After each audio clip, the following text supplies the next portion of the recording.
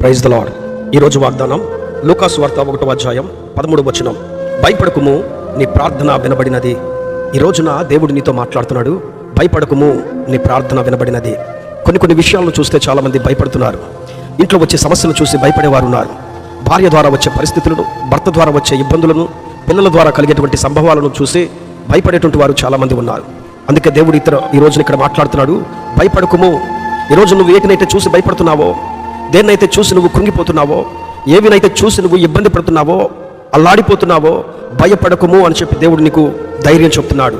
నువ్వు ఏదైతే ప్రార్థన చేస్తున్నావో, ఏ కుటుంబము మార్చబడాలని, ఏ వ్యక్తి మార్చబడాలని, ఏ ఒక్క పరిస్థితి మార్చబడి చక్క చేయబడాలని చెప్పి నువ్వు ప్రార్థిస్తున్నావో, ఈ రోజున దేవుడు నీ సమస్య, నీ ప్రార్థన వినబడింది అని చెప్పి మాట్లాడుతున్నాడు.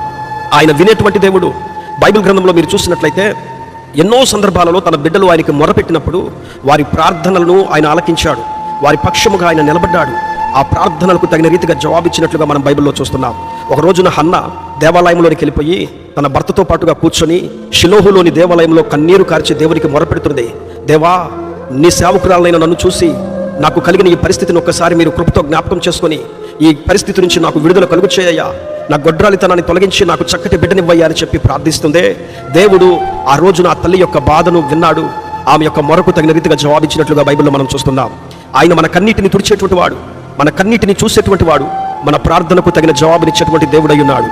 హిజ్కియాకు మరణకరమైన రోగం వచ్చినప్పుడు యెషయా ప్రవక్త వెళ్ళిపోయి, నీ పరిస్థితి అయిపోయిందయ్యా, నువ్వు మరణం అవుతున్నావు అని చెప్పనంటే గోడ కట్టు తిరిగి ప్రార్థన చేస్తున్నాడు. సైన్యములకు అధిపతిగా యెహోవా, నీ సన్నిధిలో నేను ఎలాగున్నానో, ఎట్టి రీతిగా నడుచుకున్నానో కృపతో జ్ఞాపకం చేసుకోయా అని చెప్పి ప్రార్థన చేస్తే దేవుడు తన ప్రార్థన ఆలకించాడు.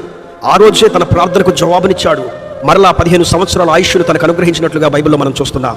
మన దేవుడు మన ప్రార్థన ఆలకించేవాడు.